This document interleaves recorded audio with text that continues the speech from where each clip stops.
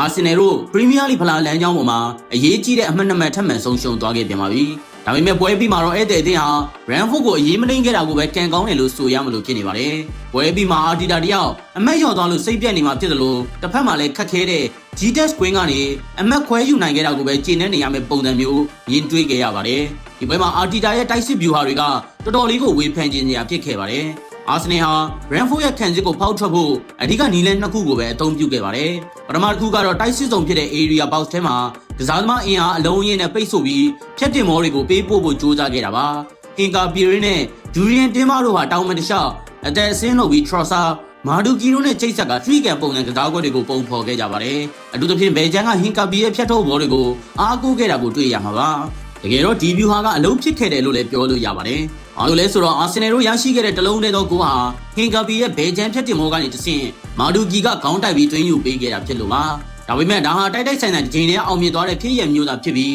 ကျန်တဲ့အချိန်ပေါင်းများစွာမှာတော့ဒီလိုဖြတ်တင်မောတွေကဘာအန်ဒီယမ်မှမပေးနိုင်ခဲ့ပါဘူး။ဒုတိယဗျူဟာကတော့ရှေ့တန်းကတိုက်စစ်မှုဗီတာယောခရက်စီလောင်ဘောတွေပေးပို့ပြီးအားကိုးတဲ့နီးလမ်းမှာရှေ့တန်းတိုက်စစ်မှုယောခရက်ရဲ့ကစားပုံကလူအများသတိမထားမိနိုင်ပေမဲ့သူဟာဘောလုံးကိုထိမ့်သိမ့်ပေးတာအတင်းဘောတွေစီပြန်ချပေးတာနဲ့တိုက်စစ်လမ်းကြောင်းတွေဖွင့်ပေးတာမှာတော်တော်လေးထိရောက်ခဲ့ပါတယ်။ဘီကန်ဒီမှာမာတင်နယ်ဒီတာဂိုးသွင်းနိုင်ခဲ့ရင်ဒီဂိုးဟာယောခရက်ရဲ့ drawer နဲ့ဆင်တူတဲ့ဘောလုံးထိမ့်ပုံပေးပို့ပုံကနေတဆင့်တင်ပါကိုလမ်းကြောင်းပွင့်စေခဲ့တဲ့ဖြစ်ရပ်ကနေစတင်တာလို့ပြောရမှာပါ။ပထမပိုင်းနောက်ဆုံး15မိနစ်နဲ့ဒုတိယပိုင်းအစောပိုင်းမိနစ်တွေမှာတော့အာဆင်နယ်ကဘောလုံးကိုကောင်းကောင်းထိန်းချုပ်နိုင်ခဲ့ပြီး Brentford ရဲ့ Kansas ထဲအထိဆွဲသွင်းကအခွင့်အရေးတချို့ကိုဖန်တီးနိုင်ခဲ့ပါတယ်။ဒါဟာ Brentford ရဲ့တိုင်မြန်တိုက်စစ်ကိုဟန်တာဖို့အကောင်းဆုံးနည်းလမ်းလည်းဖြစ်ခဲ့ပါတယ်။ဒါပေမဲ့အန်အောစရာကောင်းတာကအာဆင်နယ်ဟာဂိုးရသွားပြီးနောက်မှာတော့အာရီတာဟာကစားကွက်ကိုအရင်လိုလောင်းဘောတွေနဲ့ကစားတဲ့ပုံစံကိုချက်ချင်းပြန်ပြောင်းလိုက်တာပါပဲ။ဒါဟာပြိုင်ပွဲရဲ့ PR ပေးမှုကိုကြော်လွှားဖို့ဒီဗျူဟာအရမှန်ကန်နိုင်ပေမဲ့လည်းအာဆင်နယ်လိုအဆင့်တန်းရှိတဲ့အသင်းမျိုးစီကနေပရိသတ်တွေမျှော်လင့်ထားတဲ့ကစားဟန်မျိုးမဟုတ်ခဲ့ပါဘူး။နောက်ဆုံးမှာတော့အာဆင်နယ်ဟာဘလို့ပုံစံနဲ့ပဲကစားခဲ့ပါစေပွဲကိုအသာစီးရယူဖို့ဒါမှမဟုတ်နိုင်ပွဲနဲ့ထိုက်တန်တဲ့အထိအခွင့်အရေးတွေဖန်တီးနိုင်ခဲ့ခြင်းမရှိတာကတော့အမှန်ပါပဲ။သူတို့ဟာအရင်ကထက်ဆိုင်ရင်